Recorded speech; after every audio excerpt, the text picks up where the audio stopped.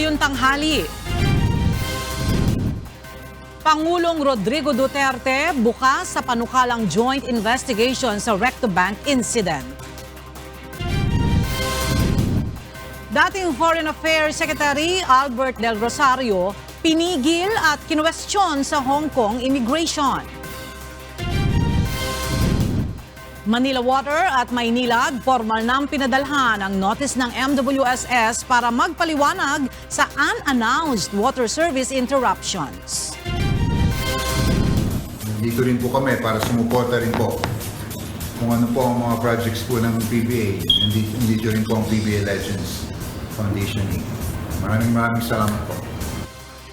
San Miguel at Alaska hawak ang twice to beat advantage sa semifinals ng UNTV Cup PBA Legends Face-Off sa linggo. PBA at PBA Legends Foundation lumagda sa MOA para sa kapakanan ng mga dating PBA players. Sobrang na-appreciate ko yung mga advices nila and yung mga how they share their experiences before. Wish Covery First finalist Kimberly Baluzo bibida sa isang Pinoy original musical. Magandang tanghali. Bukas si Pangulong Rodrigo Duterte sa panukala ng China na joint investigation sa Recto Bank incident noong June 9. Mula sa Bangkok, Thailand, may report si Rosalie Coz live. Magandang umaga sa iyo, Rosalie. Yes, magandang umaga, Ella. Welcome si Pangulong Rodrigo Duterte sa suhestyon ng China na magkaroon ng joint investigation ng dalawang bansa hinggil sa Recto o Reed Bank incident ayon kay Presidential Spokesperson Salvador Panelo.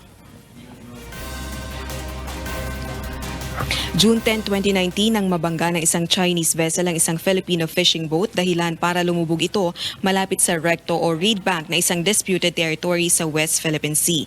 Dagdag pa ng opisyal, nais ng Pangulo na magkaroon ng agarang resolusyon sa kaso at hinihintay na ng pamahalaan ng formal communication mula sa Chinese Embassy. Sa isang press conference, sinabi ni Chinese Foreign Ministry spokesperson Lu Kang na ang suhestyon ng China magkaroon ng joint investigation sa lalong madaling panahon at magkaroon ng pagpapalitan sa initial findings ng isinasagawang paunang investigasyon. Nang sa gayon din anya, magkaroon ng maayos na pagresolba sa kaso sa pamamagitan ng friendly consultations. Gayunman, batay naman sa mga tweet ni Foreign Affairs Secretary Teddy Locsin, hindi ito sang-ayon sa pagkakaroon ng joint investigation at panghihimasok anya ito sa kanikanyang sovereignty. Separate investigation anya ang dapat at pagkatapos ay magkaroon ng discussion kung may pagkakaiba sa mga findings. Kung satisfied na anya ang magkabilang panig saka maglalabas ng kanikanyang conclusion. Kikilos anya ang DFA batay sa kanyang pasya at suportado anya siya ni Executive Secretary Salvador Medialdea at ng Malacanang. Makikinig lang din anya siya sa Department of National Defense at National Security Advisor dahil ang Recto Bank incident ay hindi sakop ng civilian agencies kundi ng DFA, DND at NSA. Sa ngayon, Ella, dito tayo sa International Media Center. Kasalukuyan din nagsasagawa ng press briefing si Trade Secretary Ramon Lopez na isa sa mga miyembro ng delegasyon ni Pangulong Duterte para sa 34th ASEAN Summit. Ella, si Pangulong Duterte inaasahan natin na magtungo dito sa Bangkok, Thailand mamaya pang hapon. Tinitingnan din natin kung magkakaroon tayo ng pagkakataon na makapanayam si Foreign Affairs Secretary Teddy Locsin dahil sa tila magkakakontrang pahayag nila ni Presidential Spokesperson Salvador Panelo. Sa ngayon ay tight schedule ng mga senior officials dahil isinasagawa pa ang mga preparatory meetings bago ang nakatakdang pag-uumpisa ng ASEAN Summit bukas at sa araw ng linggo. Balik sa iyo, Ella. Maraming salamat, Rosalie Coz live mula sa Bangkok, Thailand. Ayaw ng patulan ni Justice Secretary Menardo Guevara ang komento ni Foreign Affairs Secretary Teddy Locsin sa panukalang joint investigation sa Recto Bank incident. Mula sa Maynila, nasa linya ng telepono si May Bermudez para sa detalye ng balita. Yes, May, magandang umaga. Yes, Ella, ipaubaya sa Pangulo ang desisyon sa mungkahing magkatuwang nagpagsisiyasat sa insidente ng banggaan sa Recto Bank. Ito ang sagot ni Justice Secretary Menardo Guevara nang hinga ng reaksyon sa tweet ni Foreign Affairs Secretary Teddy Locsin Jr. kaugnay sa Recto Bank incident. Matatandang iminungkahi ni Guevara na magsagawa ng magkatuwang na pagsisiyasat ang Pilipinas at China kaugnay sa paglubog ng bangkang pangisda sa Recto Bank. Pero sa tweet ni Locsin, sinabi nitong ang DFA ay akto sa issue base sa kanyang pananaw at nakipag-usap na rin umano siya kay Executive Secretary Salvador Medialdea at sinusuportahan siya ng palasyo. Nakikinig lamang din umano si Locsin sa Department of National Defense at National Security Advisor. Labas din daw sa issue ang ibang civilian agencies at tanging sa DFA, DND at NSA lamang. Pero sabi ni Guevara, hayaan na lamang ang Pangulo na magdesisyon. Ayaw na niya magkomento at inirerespeto niya ang opinyon ng Secretary of Foreign Affairs. Sinabi kahapon ni Guevara na sisiguruhin niya na ang Joint Philippine-China Investigation ay magiging katanggap-tanggap sa parehong pamahalaan na sangkot sa insidente. Nagsasagawa na ng investigasyon ang Coast Guard hinggil sa issue. Una nang sinabi ng palasyo na susuportahan ang formal na investigasyon hinggil sa nasabing insidente. Yan muna ang latest. Balik sa iyo, Ella. Maraming salamat, Mai Bermudez live mula sa Maynila. Vice President Leni Robredo kinausap sa closed-door meeting ang tinaguriang Recto 22 sa Occidental Mindoro. Mula sa Occidental Mindoro, nasa linya ng telepono si Sherwin Kulubong para sa detalye ng balita. Yes, Sherwin? Ella, alas 10 ngayong umaga nang dumating sa bahay ng mga delatore na may-ari ng FB Chamber 1 si Vice President Leni Robredo. Nagkaroon ng closed-door meeting si BP Robredo at ang mga mangingisda sa pangunguna ni Junel Insigme na kapitan ng bangka. Mahigit 30 minuto ang tinagal ng closed-door meeting. Hindi pa nagbibigay ng pahayag si Robredo sa mga kawani ng media na abala pa sa pag-iikot sa bahay-bahay ng mga mangingisda upang tignan ang kanilang sitwasyon. Pero ayon sa mga mangingisda, pinangakuan sila ng tulong ng Vice President sa pagpapaayos ng kanilang bangka na nasira sa Recto Bank. Hindi na rin nila na bago ang huling pahayag ni Kapitan Insigme kay BP Robredo nang tanungin ito kung sinadya pa o aksidente ang nangyari sa Recto Bank. Sa ngayon, Ella, ay hinihintay ng mga kawani ng media ang magiging pahayag ni BP Robredo tungkol sa detalye ng kanilang pag-uusap. At yan ang ating balita. Balik sa iyo, Ella. Maraming salamat, Sherwin Kulubong live mula sa Occidental Mindoro. Itinilaga ni Pangulong Rodrigo Duterte si Secretary of Justice Menardo Guevara bilang officer in charge ng Executive Department mula June 21 hanggang 23. Si SOJ Guevara ang mga ngasiwa sa day-to-day operations ng Executive Department habang nasa Bangkok, Thailand ang punong ehekutibo para dumalo sa 34th ASEAN Summit. Nakatakdang bumiyahe ang delegasyon ni Pangulong Duterte patungong Thailand mamayang hapon. Itinalaga ni Pangulong Rodrigo Duterte bilang bagong PhilHealth President si retired Army General Ricardo Morales. Si Morales ay kasalukuyang isa sa mga miyembro ng Board of Trustees ng Metropolitan Waterworks and Sewerage System. Papalitan ni Morales si Dr. Roy Ferrer na nagsumite ng courtesy resignation kasunod ng pagputok ng issue kaugnay sa ghost claims sa PhilHealth. Formal na ang pinadalhan ng Notice to Explain ng Metropolitan Waterworks and Sewerage System ang Manila Water at Maynilad kaugnay ng napaulat na unannounced water service interruptions kamakailan. Batay sa pahayag ni MWS's Chief Regulator Attorney Patrick T., binigyan na rin nila ng warning ang mga ito sa nangyari. Pinag-aaralan na rin nila ang posibleng parusa na ipapataw sa dalawang water concessionaire kaugnay ng pangyayaring ito. Sa kasalukuyan, maaari lamang mag-impose ng penalty ang MWSS kung ang unannounced interruption ay magpapatuloy sa loob ng 30 araw. Hindi pa rin nagsusumite ng kanyang Statement of Contributions and Expenditures si Senator-elect Lito Lapid. Ayon sa Commission on Elections, ipinaubaya na lamang sa Senado kung pauupuin ito sa pwesto sakaling hindi pa rin magbigay ng kanyang SOCE hanggang sa pagbubukas ng Kongreso sa June 30. Narito ang ulat ni Aiko Miguel. 11 sa mga nanalong senador nitong 2019 elections ang nakapagbigay ng kanilang SOCE o Statement of Contributions and Expenditures sa Commission on Elections. Si Senator-elect Lito Lapid na lang ang wala pa ring SOCE hanggang ngayon, batay sa ulat ng Campaign Finance Office ng Comelec. Noong June 13 pa ang deadline ng Comelec sa pagsusumite ng SOCE, pero maaari pa naman umanong magpasa si Lapid hanggang sa Nobyembre o 6 na buwan pagkatapos ng proklamasyon.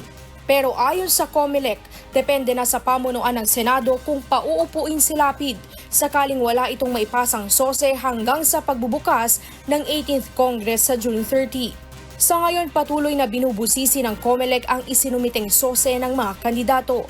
Sa mga nanalong senador, may pinakamalaking gasto si Senator-elect Christopher Bongo at sinundan ni Francis Tolentino, Grace Poe, Sani Angara at Cynthia Villar. Ayon sa Comelec, wala pa silang nakikitang questionable sa mga isinumiteng SOCE ng mga ito at maging ng mga political parties at party list groups. That's not really a surprise considering the number of submissions that we have and the volume of each submission, no? Gaano siya kapal. Pero hindi umano babaliwalain ng Comelec ang makikita nilang kaduda-dudang mga datos sa mga SOCE. Aiko Miguel, UNTV News and Rescue, Manila. Puspusan na ang ginagawang paghahanda ng pamahalaan ngayong pumasok na ang panahon ng tag-ulan. Kabilang dito ang pagsasagawa ng iba't ibang mga hakbang upang maibsan ang mapaminsalang epekto ng baha at bagyo. Narito ang report ni Mon Hokson.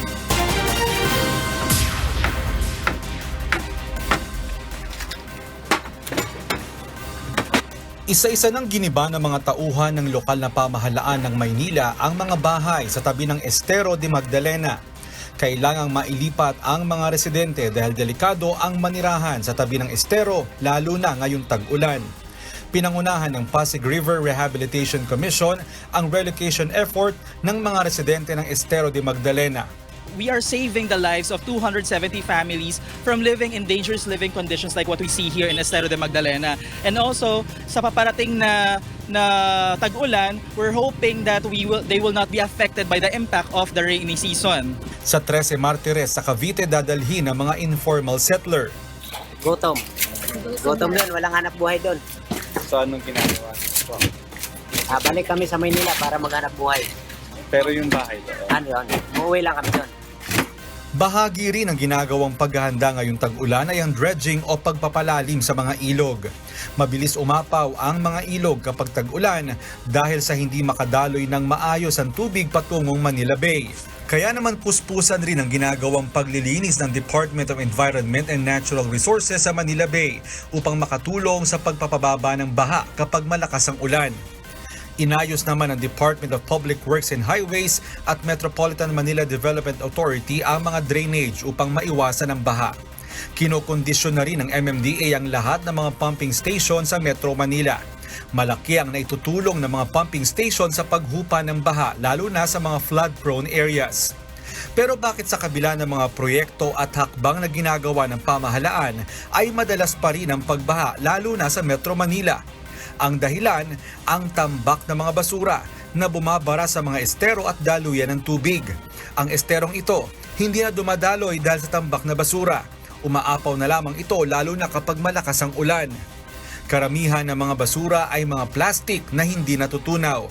Ito ang dahilan ng mga pagbara sa daluyan ng tubig. Maraming lungsod sa Metro Manila ang nagpapatupad ng plastic ban upang maresolba ang problema sa baha. Sa Pilipinas, 2.7 milyon na tonelada ng plastik ang nagiging basura at 20% nito ang napupunta sa mga ilog at dagat. Mon Hokson, UNTV News and Rescue, Manila. Imumungkahi ng Party List Coalition ng aktor na si Eddie Garcia na maging national artist. Ayon kay One Pacman Party List Representative Mikey Romero, na pangulo rin ng koalisyon, ito ay bilang pagkilala umano sa naiambag ng aktor sa industriya ng pelikula at telebisyon. Nakikiramay ang Party List Coalition sa pamilyang naulila ni Garcia. Ang namayapang aktor ay kabilang sa mga nag-endorso. Ang isang party list group na ngayon ay may 2 representante sa 18th Congress. Pinigil ng mga otoridad sa airport sa Hong Kong si dating Foreign Affairs Secretary Albert Del Rosario kaninang umaga.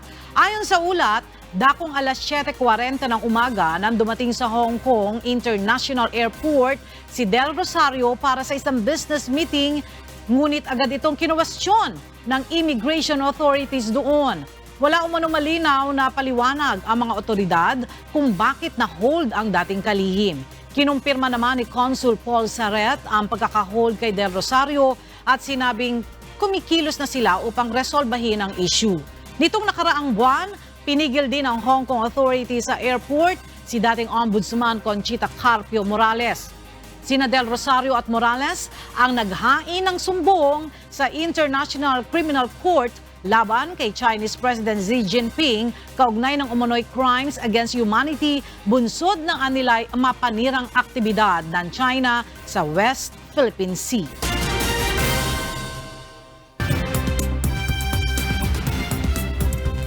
Good afternoon. Here are the top stories from around the globe.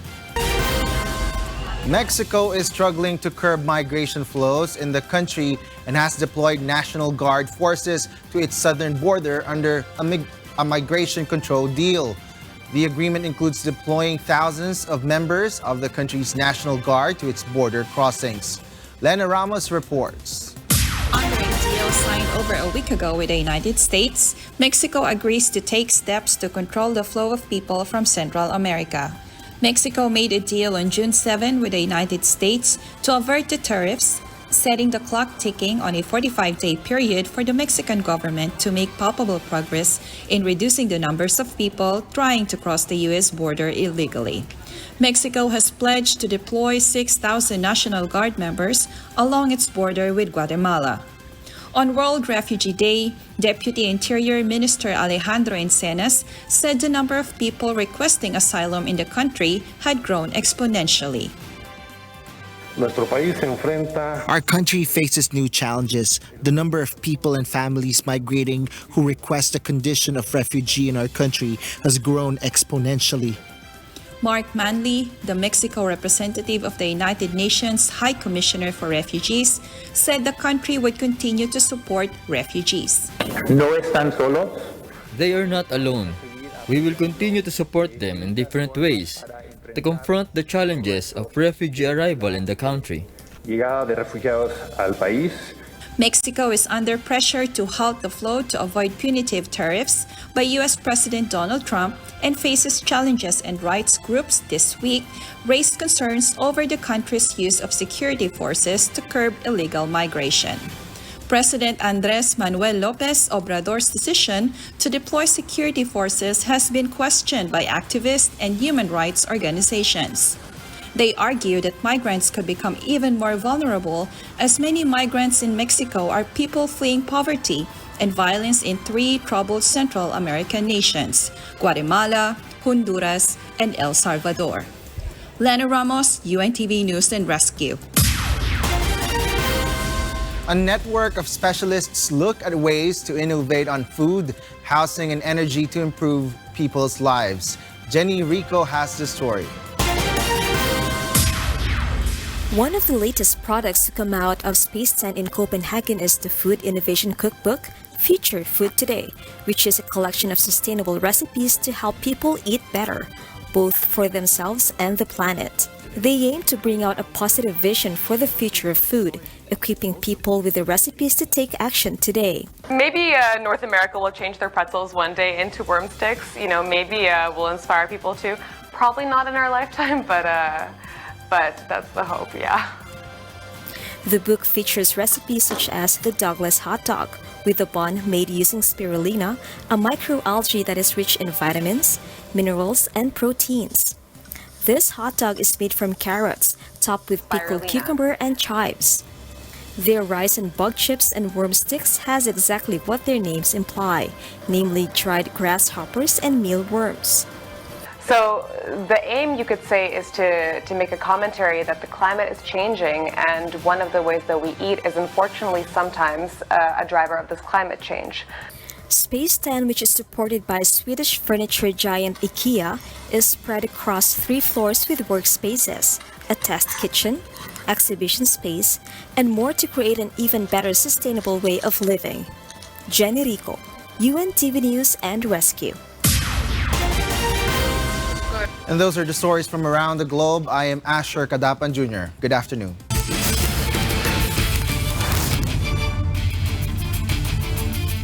Magsisimula na ang semifinals ng UNTV Cup PBA Legends Face-Off sa linggo. Samantala, formal nang lumagda sa kasunduan ng PBA at PBA Legends Foundation para sa kapakanan ng mga PBA players. Narito ang ulat ni Bernard Dadis.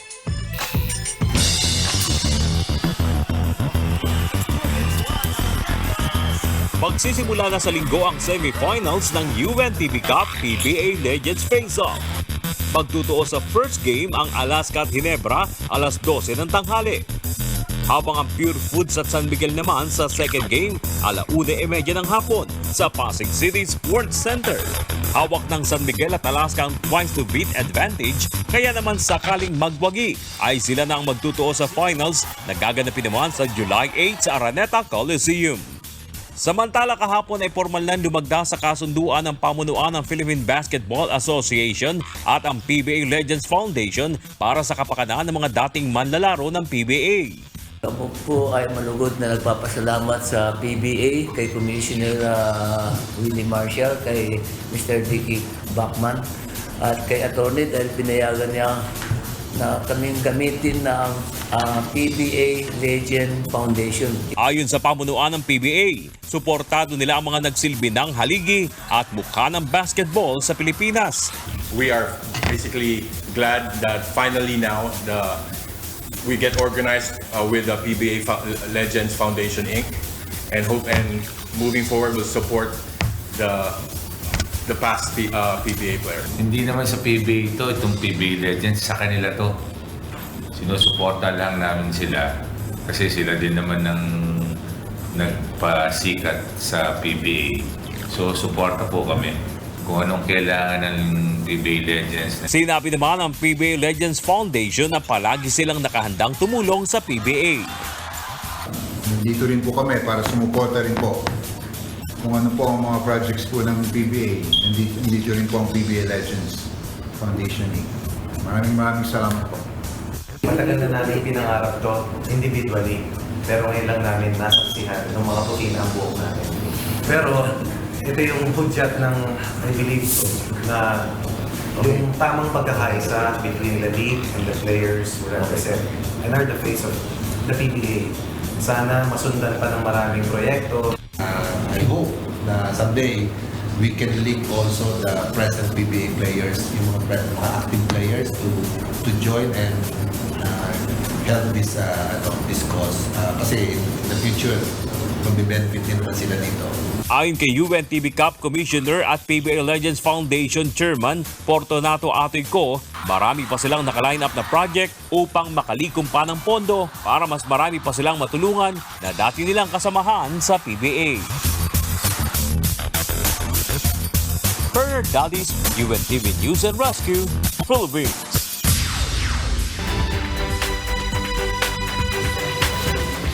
Maayong udo, narito mga balitang ating tinutukan sa iba't ibang panig ng bansa.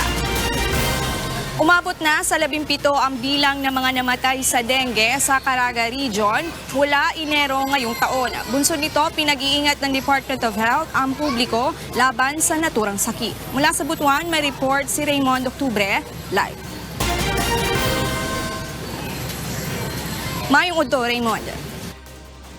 Yes, Janice, mayong udto. Janice, naalarma na usab ang Department of Health Caraga tungod sa pagtaas na usab sa kaso sa dengue sa rehiyon. Janice, sukad Enero hangtod Hunyo 15 karong tuiga, mikabat na sa kapinsin 5,800 ang kaso sa dengue, taas kini og 398.7% kung itandi sa kaparehong panahon niadtong 2018, diin 17 niini ang namatay. Base sa investigasyon sa DOH Caraga, pipila sa mga hinungdan kung nganong nisangpot sa pagkapatay ang pipila sa mga biktima sa dengue, gumikan sa late consultation, late diagnosis o late management. Busa, giawhag sa buhatan ang publiko nga kung adunay gibati nga sintomas nga susama sa dengue daling mokonsulta sa doktor. Pahimang nausab sa buhatan, i-practice ang 4S kontra dengue. Ilabi na sa mga nagpuyo sa mga bahaunon nga lugar o duol sa kanal.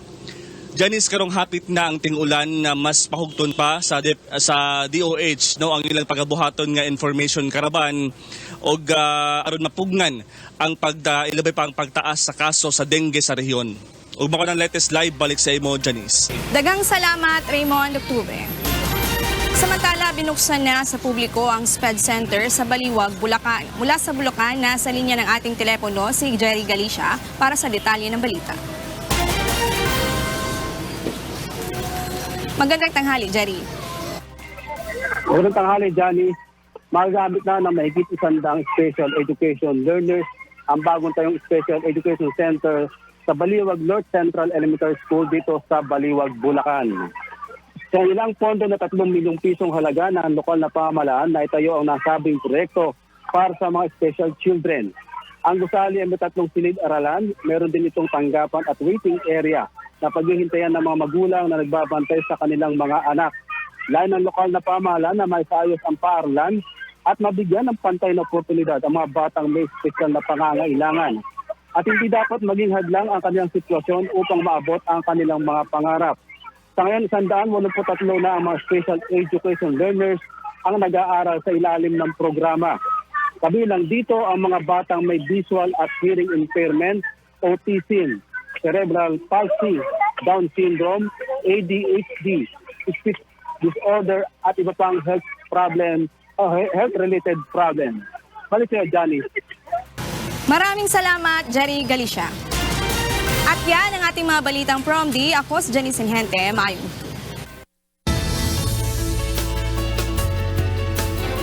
Patuloy ang pagyabong ng career ng Wish Covery Season 1. First runner-up na si Kimberly Baluzo dahil isa siya sa mga bibida sa isang Pinoy original musical. Narito ang report ni Mirasol Abogadil.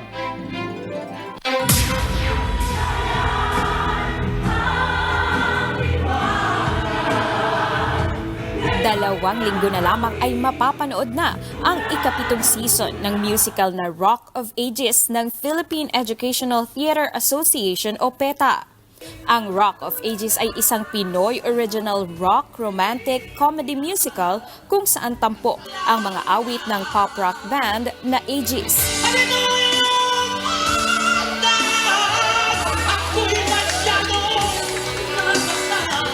Ito ay istorya ni Eileen, isang kabataan na pangarap na sumikat sa pamamagitan ng pag-awit. Espesyal ang season na ito ng Rock of Ages dahil isa ang BMPI artist at Wish Covery Season 1 first runner-up na si Kimberly Baluzo sa napili na gumanap bilang Eileen, alternating with Acel Santos, Kim Molina at Shaira Opsima.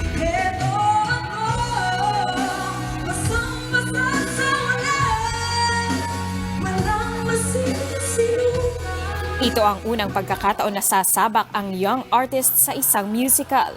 Kaya naman excited ito sa mga bagong karanasan at matututunan, lalo na at makakasama niya sa musical ang mga batikang singer at songwriter tulad nina Noel Cabangon, Bayang Barrios at Randy Santiago. Sobrang na-appreciate ko yung mga advices nila and yung mga how they share their experiences before. Ang laging sinasabi lang nila sa akin is just be yourself and wag mong i-pressure masyado yung sarili mo. Kasi lahat naman is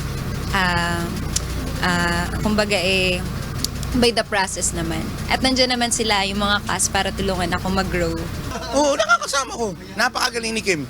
At you better watch out dahil siyempre yun ang kumbaga alam naman natin kilala na siya pero siyempre, malaking bagay din to be part of Rock of Ages. Isa pa sa first time rin na magpo-perform sa isang musical, ang singer at A Song of Praise o ASOP Year for Best Interpreter na si Lea Patricio.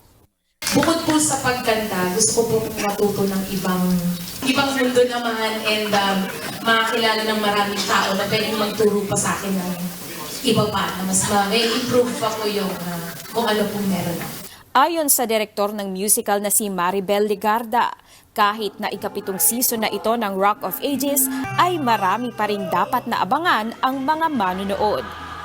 Kasi OPM na. So we have, of course, our new guest artists.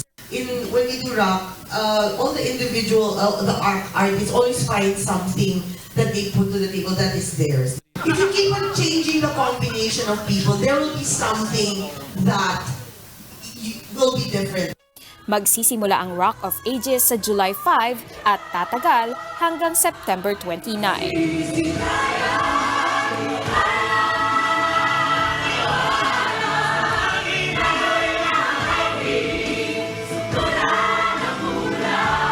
Mirasol Abugadi, UNTV, News and Rescue. At yan ang mga balitang aming tinutukan at inaksyonan dahil sa aming pagbabalita, una ang paggalinga sa kapwa. UNTVC News, may balita saan mampanig ng daigdig. Magandang tanghali at happy weekend!